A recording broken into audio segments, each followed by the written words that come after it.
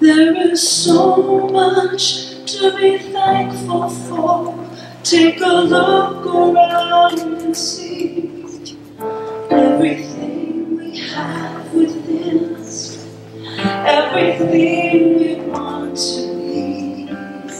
All we need to sustain and keep us arise on time as we prepare. Let us thank God for our blessings and all His precious love we share.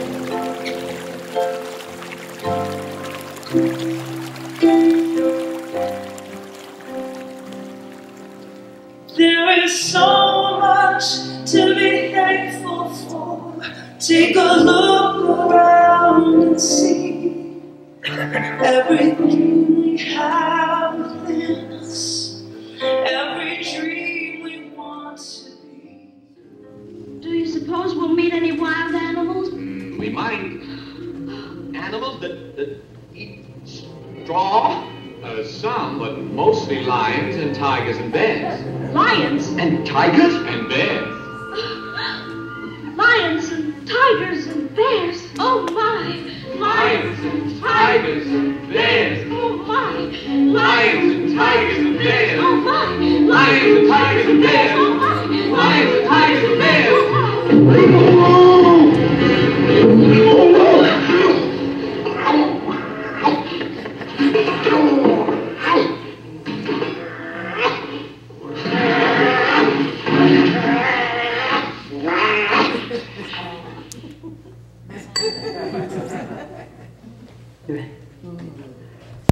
Skepticism, doubt, and fear. Oh my.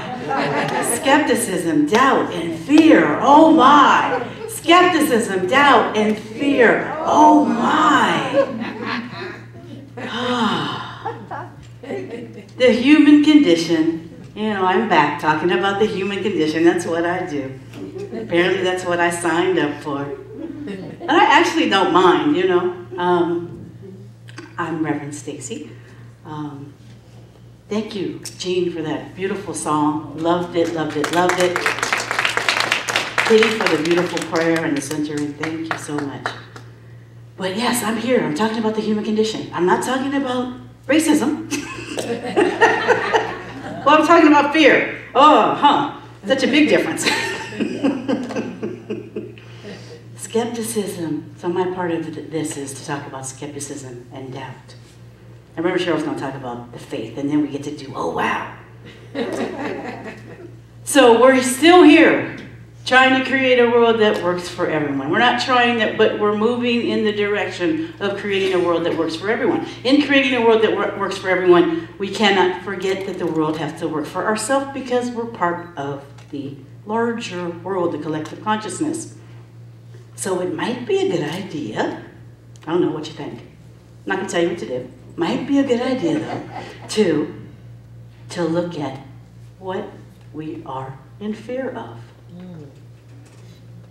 What we're in fear of. And I know a lot of us, you know, we're card-carrying religious scientists, right? I've got my minister's card somewhere on me. And I'm not supposed to have those thoughts. I'm not supposed to be human on some level, right? Because we don't really talk about in classes about the human condition. And so I think that's why I like to talk about it, because I missed the memo somewhere in classes. I kind of thought that at some point I'm going to get through all these classes and then I'm going to be the perfect human being. Yeah? Anybody take classes and kind of think that, yeah, well, everything's going to be fine. I will tell you what I've seen in my ministerial career thus far. Those people that are along those lines and that think that for some reason that they're supposed to be perfect, somehow, when they come on to the first pothole in the road, on the yellow brick road to freedom, somehow they leave because they think that they're not doing it the right way. They think that perhaps they're more flawed. Perhaps that there's something else that they need to be doing and that they aren't really, this isn't really, or that the teaching doesn't really work. And it's not that. We are human beings. We're spiritual beings having a human experience. So we live in a world of condition.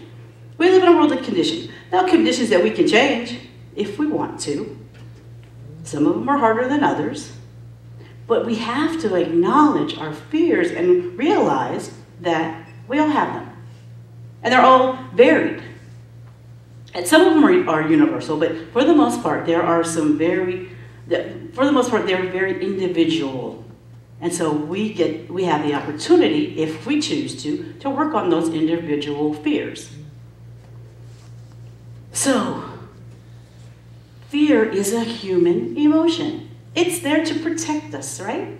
When the lions and the tigers and the bears are right upon us, unless you saw that video a couple of weeks ago with the lady with the bear. I don't know if you saw this, but she had a bear just approached her from out of the blue. She was hiking, she had some friends, and she just stood there. I would have freaked out.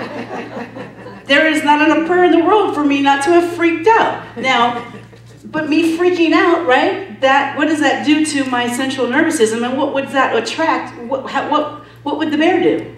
Possibly freak out. We don't want the bear to freak out if the bear is right here, right? We want to tiptoe. Okay, Mr. Bear, gotcha, love you. I'm out. So we want to move those fears to, it just doesn't feel good. It's not good for our central nervous system. It's not good for us to live in fear, right? We all know that there's the one power, the one presence, the one essence. That one life. That life is perfect and that life is God's life now. We all know that. That's the spiritual side, and that is always perfect. But as a human being, I'm just going to speak for me, I can be a little messed up. I can be a little messed up. I was raised I've had some really kind of wonky thoughts. I know none of you all do, and I thank you for the pleasure of speaking to such a perfect audience. But yes, we get that, don't we? And somehow, I don't know where I got this in my mind that, okay, I'm going to come through here, I'm going to be a minister, and I'm going to follow that yellow brick road, and I am going to have the perfect life.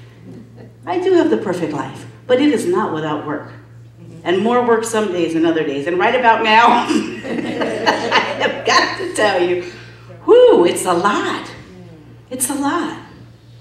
So we know Dorothy, she followed that yellow brick road, right? And the thing is about that, it's the greatest religious science movie ever, right? Because she was lost, and then she wants to find home. So what does she have to do to find home, ultimately? She meets a cast of characters along the way, kind of like I met, Reverend Cheryl and Lauren and Dan in my classes on the Yellow Brick Road to ministry. And she meets a cast of characters who are they're all looking for something which they think is outside of themselves, right?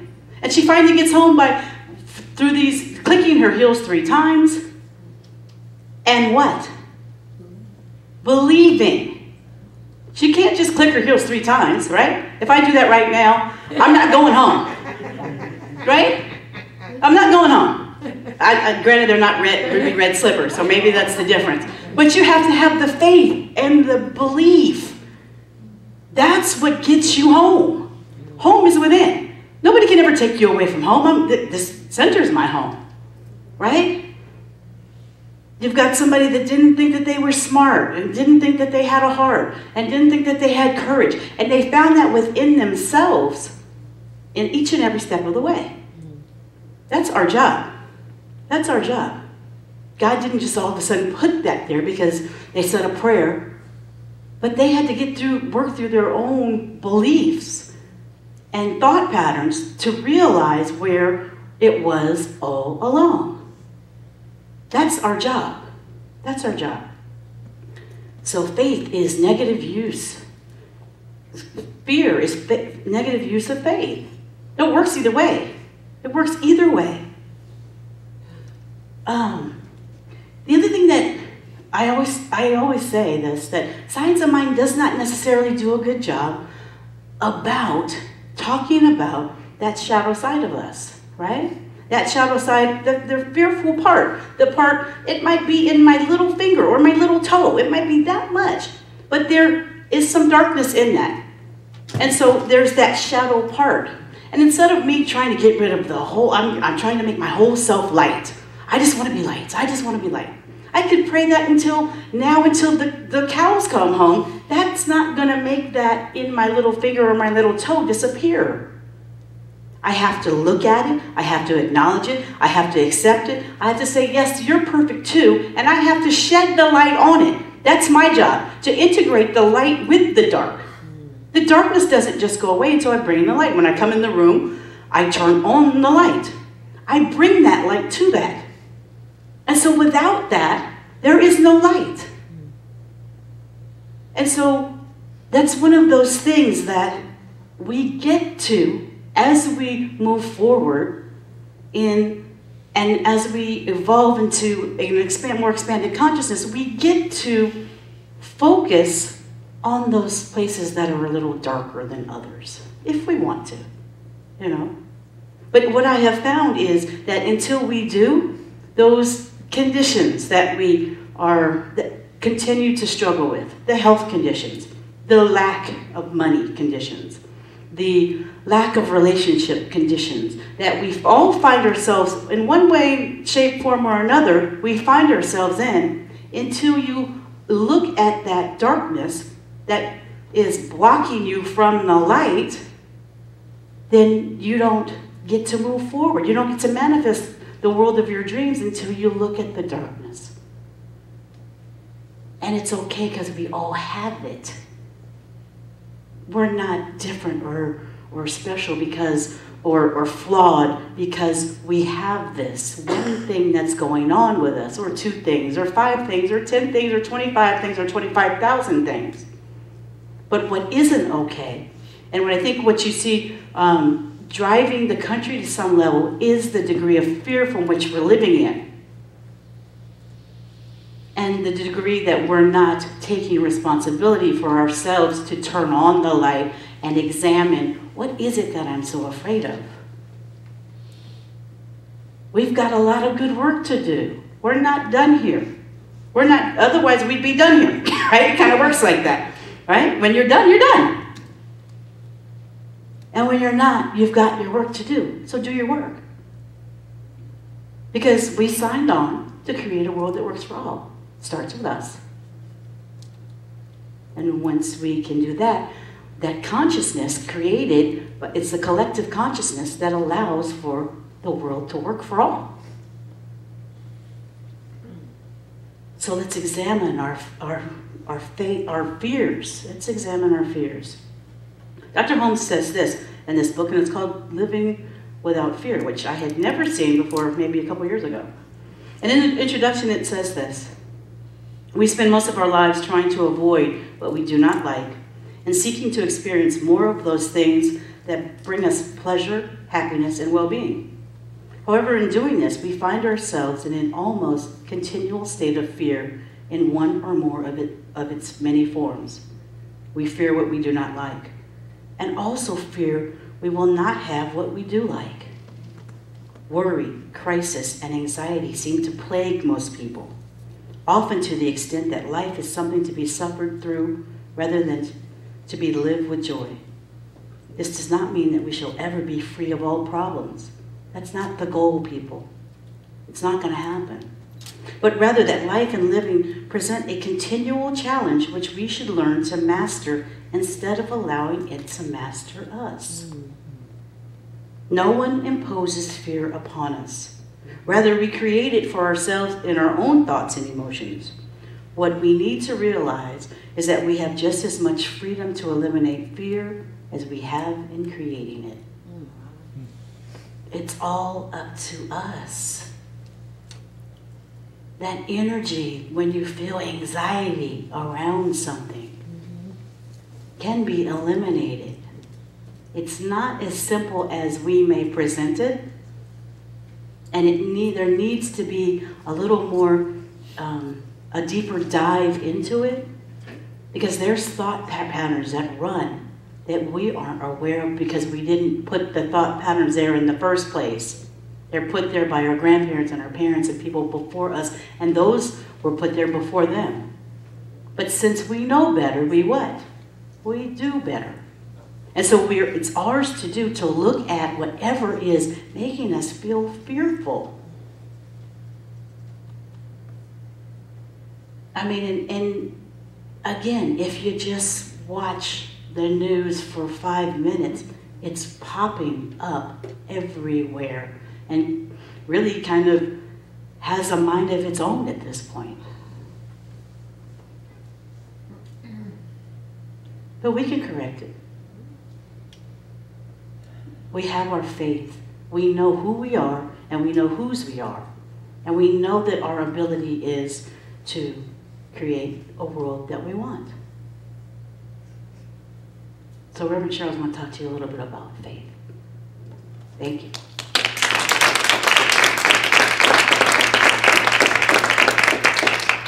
Am I really? I think so. Thanks for telling me that. I'm glad you told me. I really wasn't sure. I have faith. She thinks she's cute. Good morning again. Good morning. You know, the theme of the month, if Stacy didn't already tell you, is facing the fear. And I think, gee, it seemed like that has been the theme this year. Yeah. Yes, facing the fear. And our talk title is, as we walked up on the says, Skepticism, Doubt, and Faith. Stacy said, oh my, but it's oh wow. You know, it is ours to do. Thank you for reminding us that it is ours to do, and it's up to us to create a world that works for all. Only by creating a world that works for ourselves can we even do that. So let's talk about faith, as Reverend Stacy so assigned me to do. I'll first say, in our Science of Mind textbook written by our founder, Dr. Ernest Holmes, he defines faith as, I'm so glad I can spell. Faith is the substance of things hoped for, the evidence of things not seen. Faith is a mental attitude, so inwardly embodied that the mind can no longer deny it. Faith is complete when it is both a conscious and a subjective acceptance. Faith may be consciously generated. In spiritual terminology, faith means a belief in the presence of an invisible principle and law which directly and specifically responds to us. You know, thy faith has made me whole. It's in the Bible somewhere. I'm sorry, I didn't write that one down. But in talking about faith, I personally, and a ton of people I'm sure believe that it's like a muscle. You know, it gets stronger the more you use it. See, when that road ahead is uncertain, every step forward takes faith. It took faith for us to reopen the center on Father's Day. It takes faith, believe me, for me to come up here and talk to you on Sunday. You know, in hard times, and I think we could consider these times a little difficult. It takes faith to get out of bed and interact with folks during the day. For some, we recently had a friend who gave up on doing that just a few days ago. I'm not going to talk about that. Oh my goodness. Believing that doing so will be helpful. We come to this center every day except Friday and Saturday sometimes. We still show up and do something probably. We have to pick up something or whatever. But we come here knowing that it's helpful. It's helpful for us to be here. And I have a feeling that it's helpful for you all to be here or you wouldn't be here. It's helpful for those of you watching live to be doing just that on your cozy couch. And no matter the result, we know everything will be okay. That's one of my muscle building, coming to the center and doing just what I'm doing right now. Life is filled with joy, as well as disappointments and tragedy. But faith allows me to embrace those paradoxes of the human experience and feel loved despite all that is going on in the world. Faith helps me look for the good in every single situation. Have I been called Pollyanna? Quite a few times. But this is a practice that I believe builds faith. Because as I discover the blessings in life, my faith grows. You know, I have a plaque in my office, not here, but at home, and I've had it for a long time. It says, faith is taking the first step, even when you don't see the whole staircase. Martin Luther King. Faith is built up from belief, acceptance, and trust. Trust, I learned from Reverend Stacy, because I didn't think that was part of it. But now I know that it's part of it. You know, faith is built up from belief, acceptance, and trust. Remember that. So whenever skepticism enters our thoughts, it destroys faith.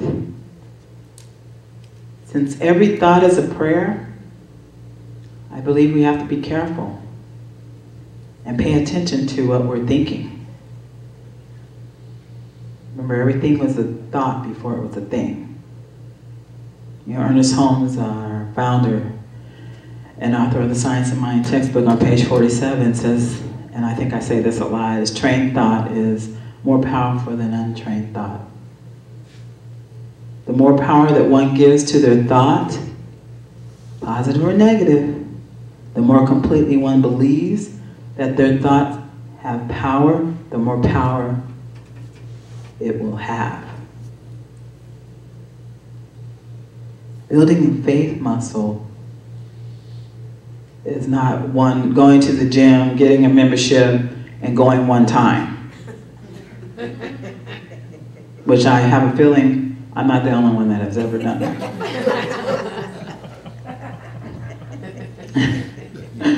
It takes practice.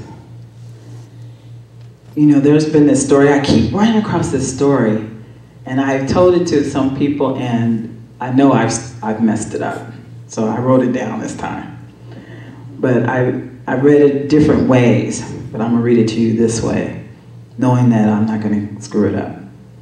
There was a town that had been dry for years. Dry, not as in the desert, dry, no alcohol, and no wine, so you know I've never visited it. Until this man came, he opened a bar. So a group of concerned Christians got together and to pray against the bar, asking God to intervene. Not long after the prayer meeting, lightning hit the bar and it burnt to the ground. So the bar owner took the group of Christians to court and sued them for destroying his business. Well, they hired a lawyer and argued there's no way that they could have been held responsible for burning his business down. They claimed that they had nothing to do with the lightning striking the building. So after the judge heard all the arguments, and he sat back, but he made this observation. He said, no matter how this comes out, there's one thing that is clear. The bar owner believes in prayer, and the Christians don't.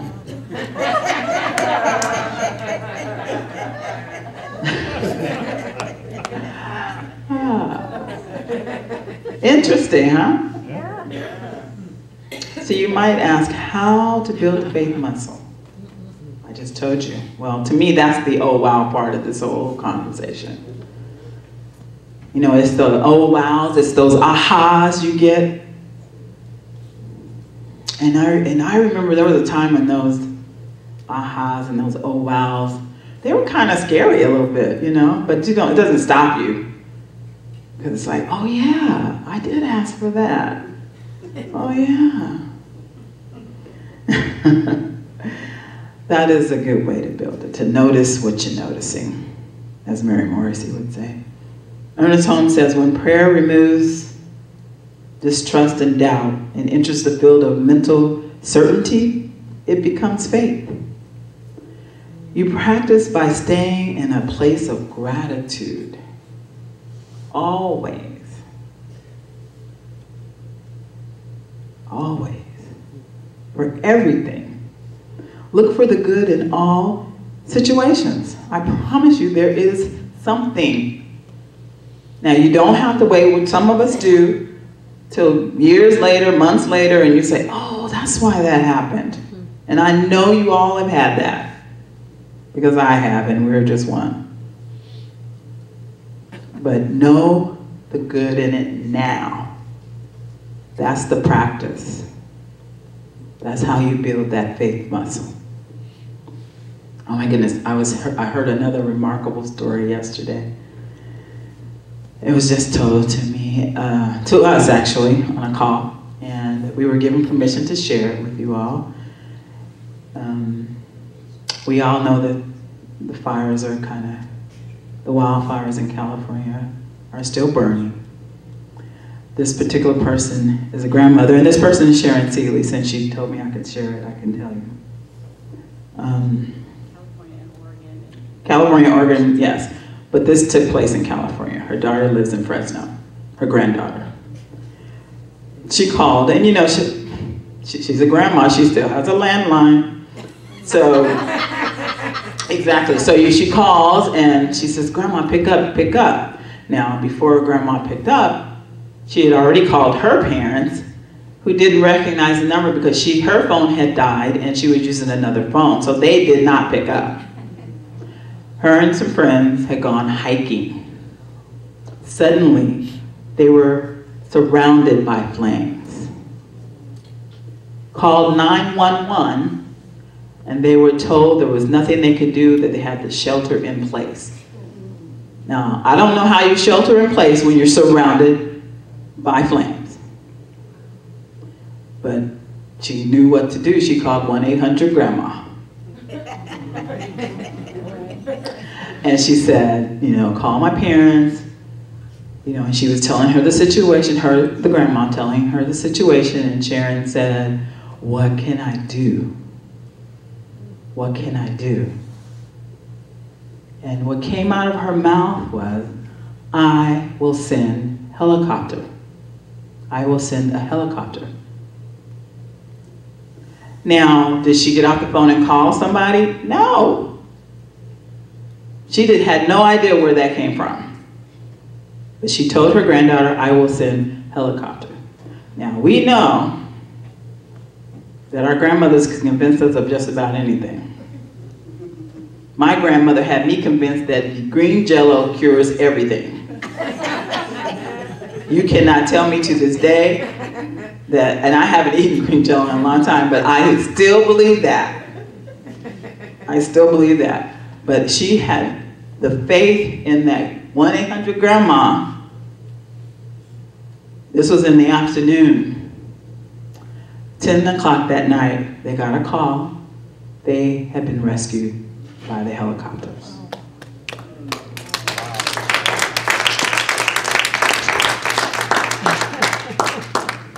Wow. That's an oh wow, okay? That is an oh wow. And Sharon, I believe, and hi Sharon, I hope I'm not speaking out of turn, but wow, how strong must her muscle be right now? To know that that came through her. She had no idea what she was going to do to help. She didn't get off the phone and call the helicopter company and say, go get my granddaughter. There was even reports saying that they almost didn't go because of the smoke. But I think they were huge. I think they were military helicopters, actually. But what a great story. But the daughter called 10 o'clock at night. She had made it home back to Fresno, and all was well. They have been rescued. It is done unto you as you believe. Build your faith. Build your faith until it becomes just a knowing. You just know. You know I get on some people's nerves, Reverend Stacy. When she tries to convince me of something, I'm like, you know, I'm not listening to that because I know different. I know I have a knowing. And I don't actually tell her, but she knows when it's happening. Because someone else will say something to me. She said, no, she believes that. She believes that. Don't even try to convince her otherwise. You know, build that faith muscle until it becomes a knowing. And I want you to know that Reverend Stacy and I are here to help you do that whenever you ask. Skepticism, doubt, and faith. Oh, wow. Thank you for being here. Namaste.